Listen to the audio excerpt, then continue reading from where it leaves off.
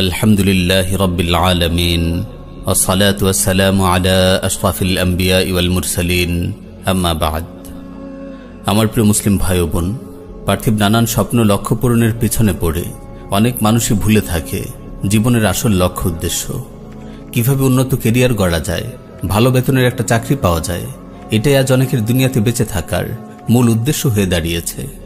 তাই তো এসএসসি এবং এইচএসসি পরীক্ষায় জিপিএ 5 অর্জন, ভার্সিটিতে চান্স পাওয়া, গ্রাজুয়েশনের পর বিসিএস পাস কিংবা উচ্চ বেতনের একটি চাকরি লাভ, পার্থিব এসব অর্জনকেই তারা মনে করে জীবনের বড় সাফল্য।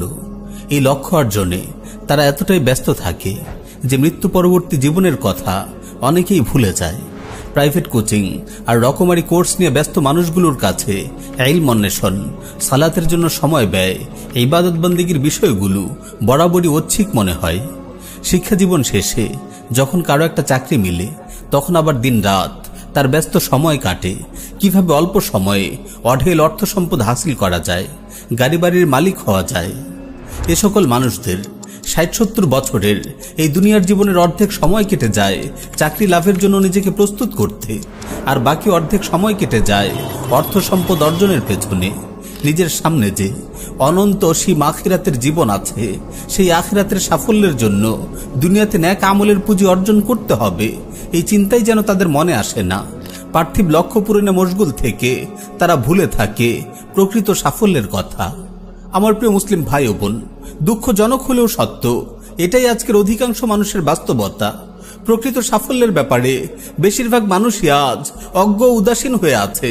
সবাই নিজ নিজ পার্থিব উদ্দেশ্য সাধনকে সাফল্য মনে করছে।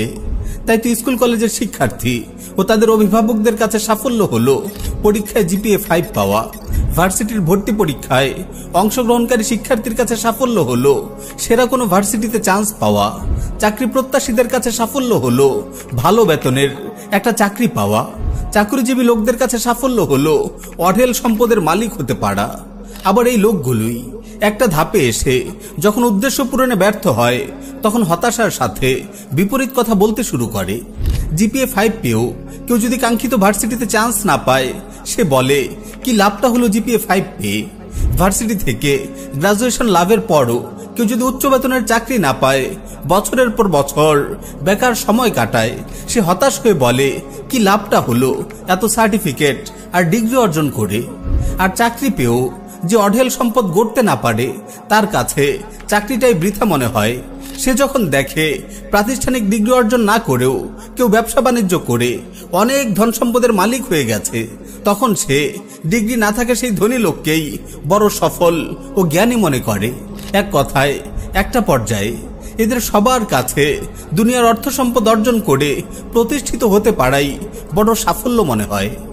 আমার প্রিয় ভাই ও বোন, শিক্ষা জীবনে ভালো রেজাল্ট করা, জিপিএ 5 পাওয়া, ডিগ্রি লাভ করা, ভালো বেতনের চাকরি পাওয়া, অর্থ সম্পদ অর্জন করা, এই সব কিছুকেই আপনি আপেক্ষিকভাবে পার্থিব সাফল্য বলতে পারেন। তবে জেনে রাখবেন, এগুলোর কোনোটাই একজন মানুষের চূড়ান্ত ও প্রকৃত সাফল্য নয়। তাহলে কি আমাদের চূড়ান্ত ও প্রকৃত সাফল্য? আমার প্রিয় ভাই ও বোন, কখনো কি এই বিষয়টি নিয়ে একটুও চিন্তা করেছেন যে মহান স্রষ্টা আমাদের সৃষ্টি করেছেন, তিনি কোন বিষয়টিকে আমাদের জন্য প্রকৃত সাফল্য বলেছেন? সূরা আলে ইমরানের 185 নম্বর আয়াতে আমাদের রব প্রকৃত সেই সাফল্যের কথা আমাদের জানিয়ে দিয়েছেন।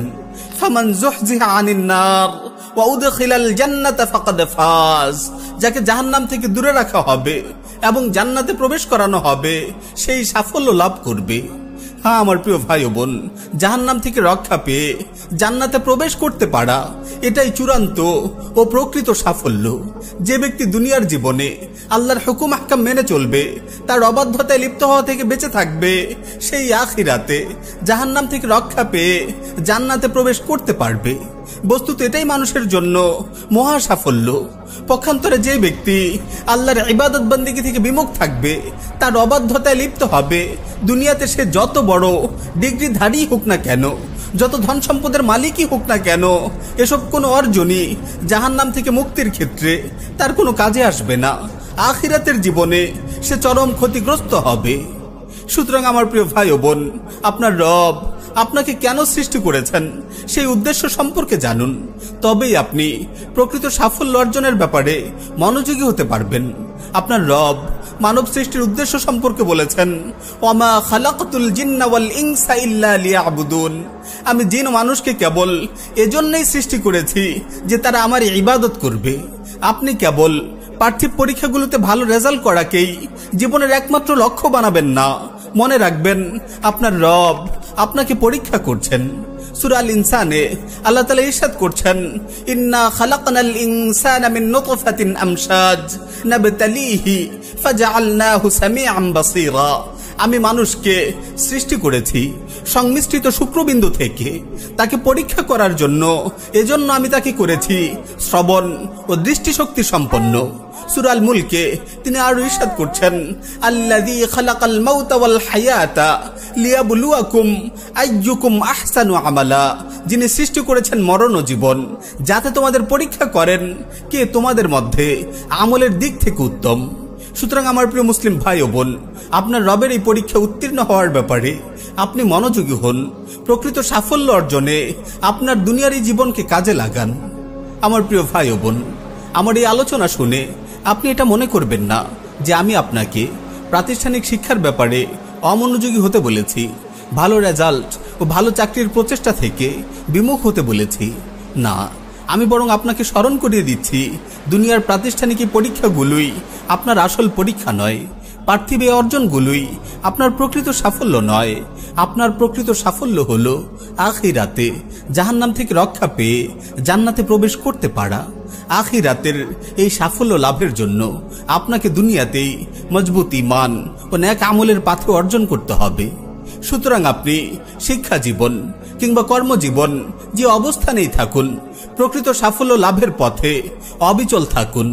মহান রবের এই বার্তাটুকু সর্বদা স্মরণ রাখুন, ফামান যুহজিহা আনিন নার ওয়া উদখিলাল জান্নাতা ফাকাদ ফাজ, যাকে জাহান্নাম থেকে দূরে রাখা হবে এবং জান্নাতে প্রবেশ করানো হবে সেই সাফল্য লাভ করবে।